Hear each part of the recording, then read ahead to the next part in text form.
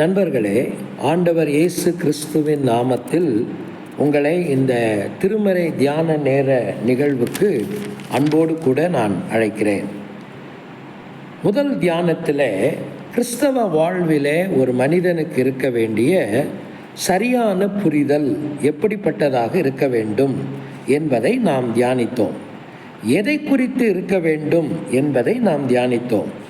ஒரு மனிதன் கடவுளோடு இருக்கிற உறவு நிலைகளிலே சரியான புரிதலை, இறைவன் எதிர்பார்க்கும் காரியங்கள் எல்லாவற்றிலேயும் அவன் கொண்டிருந்தால் மட்டுமே அவனுடைய வளர்ச்சி சீரானதாக இருக்கும்.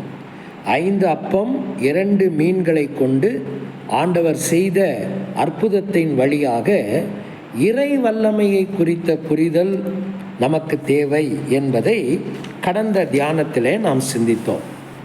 இன்றைக்கு மார்க்கு 7ஆம் அதிகாரத்தின் முதல் 23 வசனங்களை உங்கள் சிந்தனைக்கு நான் கொண்டு வருகிறேன். இந்த அதிகாரமும் இறை புரிதலை குறித்த ஒரு போதனையை நமக்கு கொடுக்கும் ஒரு அதிகாரமாகும். என்ன விதமான புரிதல் எனக்கு என்னுடைய கிறிஸ்தவ உறவிலே இருக்க வேண்டும்? கடவுளுடைய தூய்மையை குறித்த சரியான புரிதல் எனக்கு இருக்க வேண்டும். இன்னும் சொல்லப்போனால், கடவுளுக்கு முன்பாக நான் பரிசுத்தமாக வாழ்வதை குறித்த ஒரு சரியான புரிதல் எனக்கு இருக்க வேண்டும். எப்படி இந்த போதனை நமக்கு கொடுக்கப்படுகிறது? முதல் 5 வசனங்களிலே நடந்த ஒரு நிகழ்வின் மூலமாகவும், அதை தொடர்ந்து மார்க்கு 7ஆம் அதிகாரம் 6வது வசனத்தில் இருந்து 23வது வசனம் வரைக்கும் இயேசு அதற்கு கொடுத்த அந்த போதனையின் விளக்கத்தின் வழியாகவும் நாம் அதை அறிந்து கொள்கிறோம். யூதர்கள் மிக தெளிவாக அறிந்திருந்த ஒரு காரியம் என்னவென்றால், நாம் ஆராதிக்கிற ஆண்டவர் பரிசுத்தம் உள்ளவர், சேனைகளின் கர்த்தர் பரிசுத்தர் என்பதை அவர்கள் அறிந்திருந்தார்கள். அந்த கடவுளுக்கு முன்பாக பரிசுத்தமாக நடத்தலும் வாழுதலும் அவசியம் என்பதையும் அவர்கள் புரிந்திருந்தார்கள். ஆனால் அதை அவர்கள் நடைமுறையிலே செயல்படுத்தின விதம்தான் தவறானது. அதைத்தான் இந்த நிகழ்வு மார்க்கு 7ஆம் அதிகாரத்தின் முதல் 5 வசனங்கள் நமக்கு சொல்லுகிறது.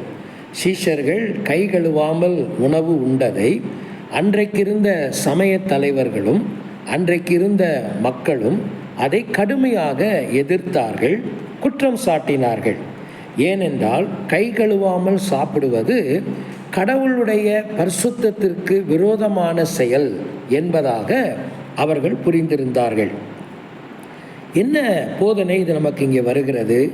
யூத மக்கள் எப்படி புரிதலுக்குள்ளாக அன்றைக்கு வழி நடத்தப்பட்டிருந்தார்கள் என்றால், ஒரு மனிதன் கடவுளுக்கு முன்பாக பரிசுத்தமாக வாழ வேண்டும் என்றால் தூய்மை சடங்குகளிலே அவன் கவனமாய் இருக்க வேண்டும் என்று அவர்கள் போதிக்கப்பட்டிருந்தார்கள். இதைத்தான் இந்த அதிகாரத்தின் 3வது வசனத்திலேயும் 4வது வசனத்திலேயும் 8வது வசனத்திலேயும் நாம் படிக்கிறோம். பாரம்பரியம், ஆசாரம், சடங்கு என்கிற வார்த்தைகளை இயேசு அங்கே பயன்படுத்தியதை மார்க்கு தெளிவாக குறிப்பிடுகிறார். அப்படியானால் கடவுளுக்கு முன்பாக பரிசுத்தமாக வாழ்வதற்கான இறை வழிமுறை என்ன என்பதை கடவுளுடைய வார்த்தையின் வழியாக புரிந்து கொள்வதற்கு பதிலாக அவர்கள் மனித கற்பனைகளின் வழியாகவும் அவர்களுடைய சொந்த கற்பனைகளின் வழியாகவும் அதை புரிந்து கொண்டிருந்தார்கள். இதற்காகத்தான் அவர்கள் வைத்திருந்தார்கள் பல தூய்மை சடங்குகளை. அதைத்தான் நாம் 3வது வசனத்தில் கை கழுவுதல், 4வது வசனத்தில் கடையிலிருந்து திரும்பி வரும்போது ஸ்நானம் பண்ணுதல், வீட்டில் இருக்கிற சிப்பு குடங்களையும் கிண்ணங்களையும் மனைகளையும் கழுவுதல் என்பதாக நாம் இங்கே வாசிக்கிறோம்.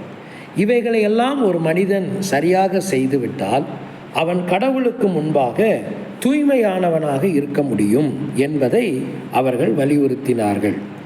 தேவன் எதிர்பார்க்கிற உள்ளார்ந்த பரிசுத்தம், அவர் எதிர்பார்க்கிற தாழ்மை, கீழ்ப்படிதல், கடவுளோடு இருக்கிற நேர்மையான உறவுகள், இவைகளிலே அவர்கள் அந்த பரிசுத்தத்தை தேடாமல் அதற்கு பதிலீடுகளை அவர்கள் வைத்து கொண்டார்கள்.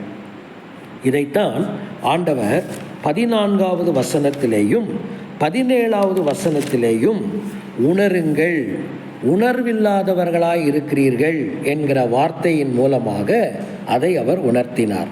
அப்படியானால் புரிந்து கொள்ளுங்கள், புரிந்து கொள்ளாமல் இருக்காதீர்கள். எதை புரிந்து கொள்ள வேண்டும்? கடவுளுடைய பரிசுத்தத்தை கடவுளுடைய வழிமுறையில் அவருடைய வார்த்தையின் வழியாகத்தான் புரிந்து கொள்ள வேண்டும். அதை விட்டுவிட்டு அதற்கு பதிலீடுகளை நான் தேடிக்கொண்டு வேறு பல காரியங்கள் மூலமாக அதை சமன் செய்ய நினைப்பது தவறு. இந்த நிகழ்வை குறித்து நாம் தொடர்ந்து தியானம் செய்ய போகிறோம். ஆனால் இன்றைக்கு நமக்கு முன்பாக வைக்கப்படுகிற சிந்தனை என்ன? நான் இன்றைக்கு கடவுளுக்கு முன்பாக வாழுகிற பரிசுத்தமான வாழ்க்கை என்பது எங்கிருந்து எனக்கு கிடைத்திருக்கிற புரிதல்? அந்த புரிதல் வேதத்திலிருந்து எனக்கு வந்திருக்கிறதா, அல்லது நானாக ஏற்படுத்தி கொண்டேனா, அல்லது மனிதர்களால் ஏற்படுத்தப்பட்ட கற்பனைகளின் மேல் அது நிற்கிறதா? இப்படி நான் வேறு பல காரியங்களினாலே அதை பதிலீடு செய்வதின் மூலமாக ஒருபோதும் தேவனுடைய திருவுள சித்தத்தை நான் நிறைவேற்ற முடியாது. என்னுடைய புரிதல் கடவுளுடைய பரிசுத்தத்தை குறித்த காரியத்திலே சரியாக இல்லாத பட்சத்திலே என்னுடைய உறவுகளும் சீரழிந்து போகும். இன்றைய கிறிஸ்தவம் பல பதிலீடுகளை அவர்களுடைய பரிசுத்த வாழ்க்கைக்கு வைத்து கொண்டு போலியான ஒரு தூய்மை வாழ்வில் அவர்கள் திருப்தி அடைந்திருக்கிறார்கள் என்பது வருத்தமான செயல். என்ன நண்பர்களே, இந்த சிந்தனையோடு இந்த நாளிலே இந்த தியானத்தை நாம் நிறைவு செய்வோம். இதை தொடர்ந்து நாளைக்கும் நாம் சிந்திப்போம். ஒரு கேள்வியை உங்களுக்கு முன்பாக வையுங்கள். நான் வாழ்கிற பரிசுத்தமான கிறிஸ்தவ வாழ்க்கை கடவுள் ஏற்றுக்கொள்ளக்கூடிய வகையிலே அது இருக்கிறதா? என்னுடைய புரிதல் சரியானதா என்கிற கேள்வியை உங்களுக்கு முன்பாக வையுங்கள். கர்த்தர் உங்கள் ஒவ்வொருவரையும் ஆசீர்வதிப்பாராக.